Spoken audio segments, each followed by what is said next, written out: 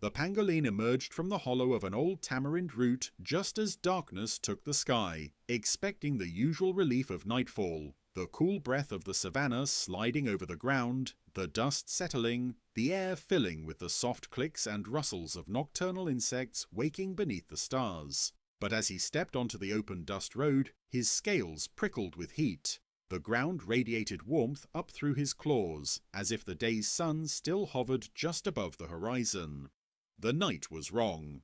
He paused, lifting his head. Ordinarily, the air cooled so fast after sunset that he could feel the shift moment by moment. The earth exhaled, the insects stirred, and the wind returned to life. But tonight no wind came.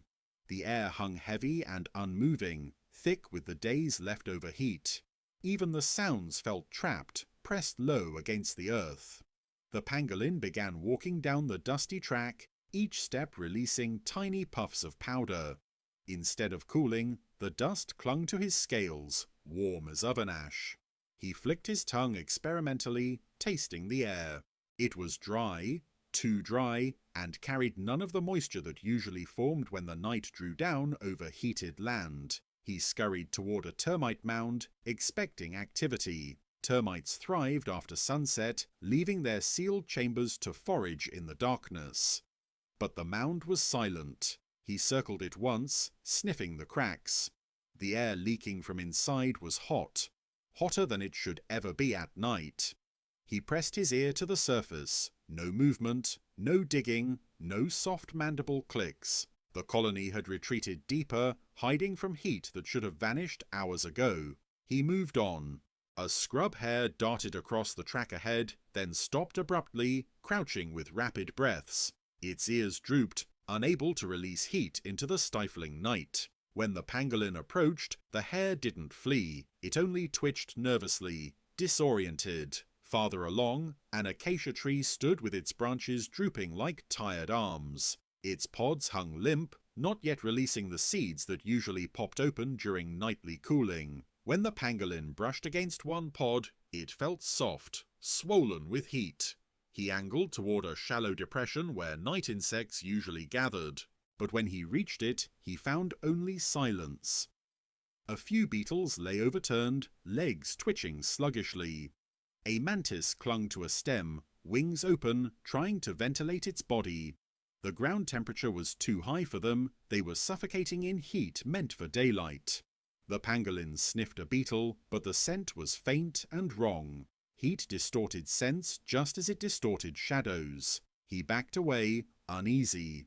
From the east, the sound of engines approached. Headlights swept across the ridge, and a small research vehicle rolled into view, slowing near the road. The pangolin froze and watched, scales flattening against his body. 3 humans stepped out, their boots sinking lightly into warm dust. One tapped a thermometer against the ground. "Surface is still 35 degrees, she said, astonished. It's almost midnight. Another aimed a thermal camera at the road. The screen glowed bright orange. The soil isn't cooling, it's releasing heat slower than ever. This region usually drops 10 to 15 degrees after sunset, the third man muttered. Tonight it dropped 3, maybe 4. They placed a probe into the soil. A long beep. More alarm than confirmation. "Subsurface is warming," the woman said. "Warming at night. That's not possible." The pangolin didn't understand their words, but he sensed their agitation. Even predators sounded different when afraid, and the humans' voices carried urgency he recognized instinctively. He resumed his walk, moving away from them, deeper into the savannah. But the heat followed him. The earth glowed faintly in moonlight, the dust holding light like embers. Even the shadows felt warm, dark but not cool. A bat swooped overhead, flying lower than usual. It circled twice, frustrated, its echolocation pulses carrying poorly in the thick air. The pangolin watched it struggle to maintain altitude. A few meters away, a nightjar sat with its wings slightly open, panting quietly. He climbed over a fallen branch and entered a patch of tall, dry grass. The grass radiated heat like metal under sun. Wrapping his body low to the ground didn't help. The warmth enveloped him from all sides. He moved faster, skittering toward a known feeding site near a cluster of rocks, but even the rocks felt wrong. He placed a claw on one stone. Warm. Too warm. He circled it, finding fissures where tiny geckos often hid. Tonight the geckos lay motionless, their skin darkened with stress. They didn't run, they barely breathed. Heat exhaustion had found them at night. The pangolin moved again, tongue flicking rapidly in hope of catching insect scent. Finally, faint sweetness reached him. Ants.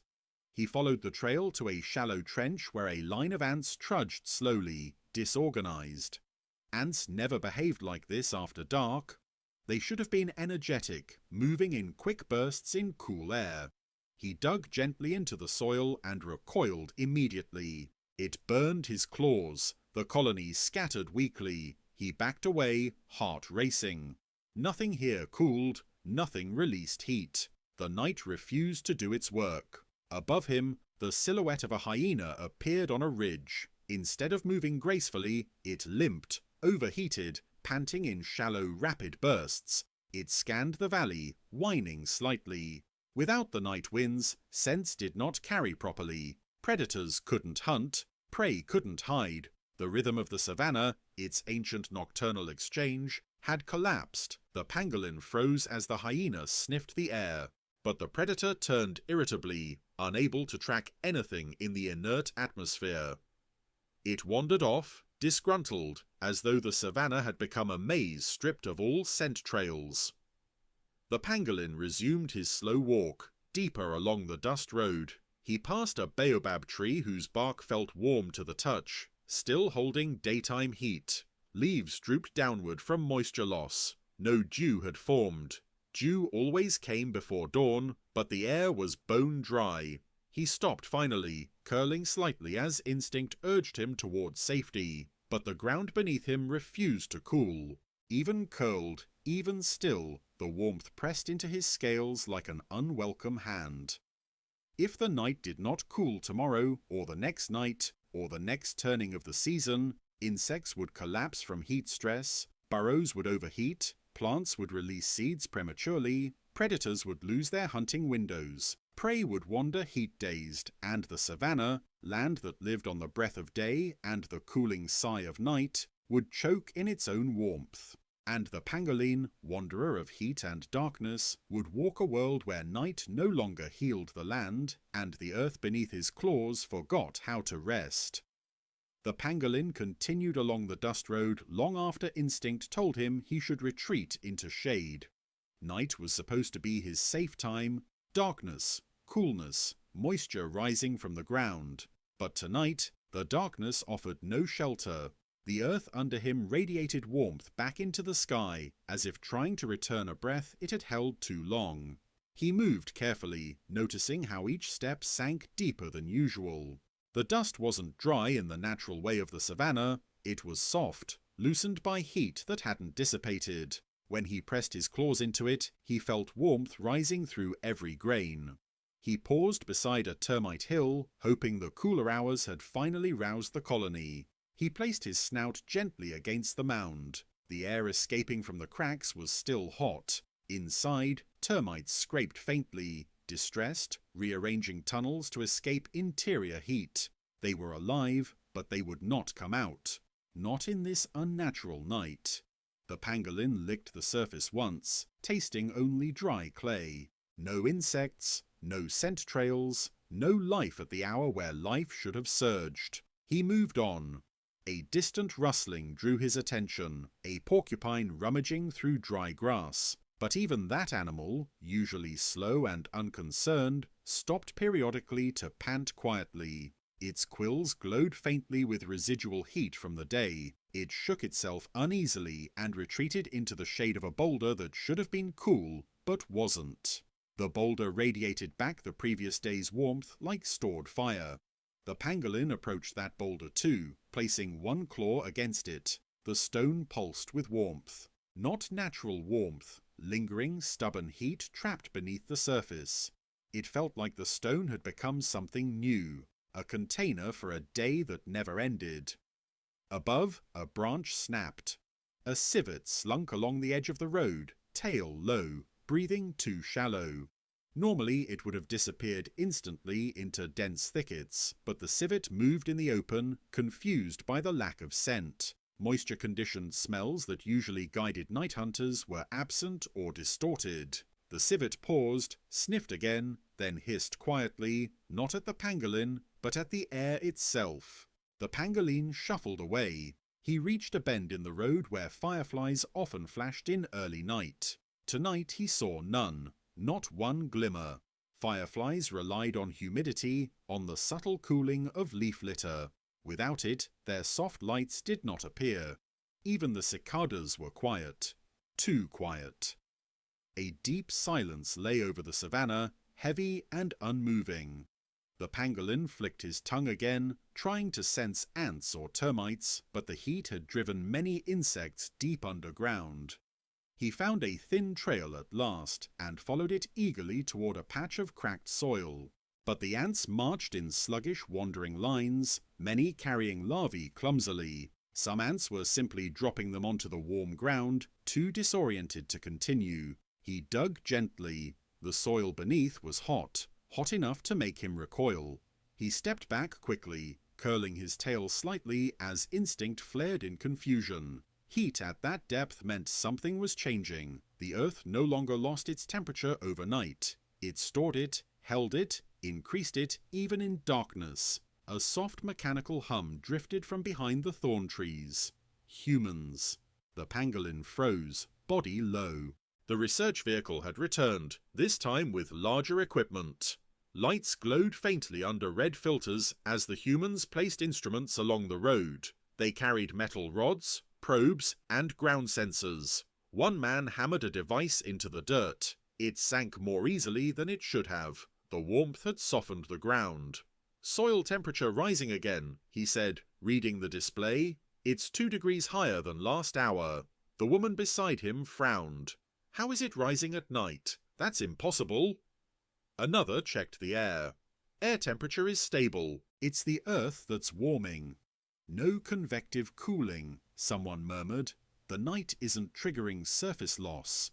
The pangolin listened, scales rigid. He didn't know the meanings of their words, but he recognized something primal. Fear.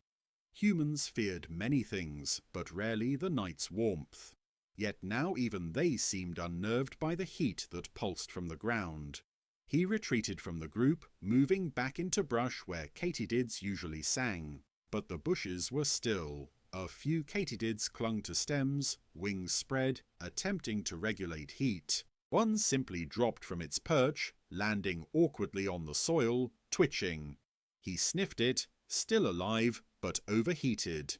Insects were the foundation of night life. If they failed, everything that fed on them would fail too. He continued along the road, moving toward a familiar hollow where dew typically formed by midnight. But as he approached, his claws sank into dust. No dew, no moisture, only dry, powdery soil warmed from within. The mounds of sand around burrows radiated warmth like living things. A mongoose poked its head out, panting softly, then ducked back inside. Even burrow animals struggled as heat seeped downward. The pangolin moved faster now, quicker steps, tail dragging lightly across warm earth. Something deeper than instinct pushed him. The ground beneath him no longer felt safe. He reached a patch of stunted grass and stopped. The grass was warm, not just the tips, the roots. He dug gently under a tuft. Air rose from below. Warm air. No cooling layer. No night chill. It was as if the earth itself exhaled heat instead of drawing it inward. Suddenly, a faint groan echoed from far across the plains. Not an animal sound, but the soft shifting of earth under thermal stress. Cracks lengthened in the dried mud, expanding as heat redistributed itself through the soil. A fissure opened several meters away, small but clear, releasing a puff of warm air that drifted upward even under the stars. The pangolin backed away quickly. He spotted a shape in the dark, a jackal, usually a confident night hunter. But this jackal walked uncertainly, nose low to the ground, confused by the absence of scent trails. Heat muted smells and lifted them in unpredictable patterns. The jackal paced in circles, whining softly, then finally sat down, too frustrated to continue. The pangolin approached a rocky rise, searching for a cooler refuge. But the rocks were warm too. The entire savannah seemed to glow from below, not above. He felt dread settle in his chest.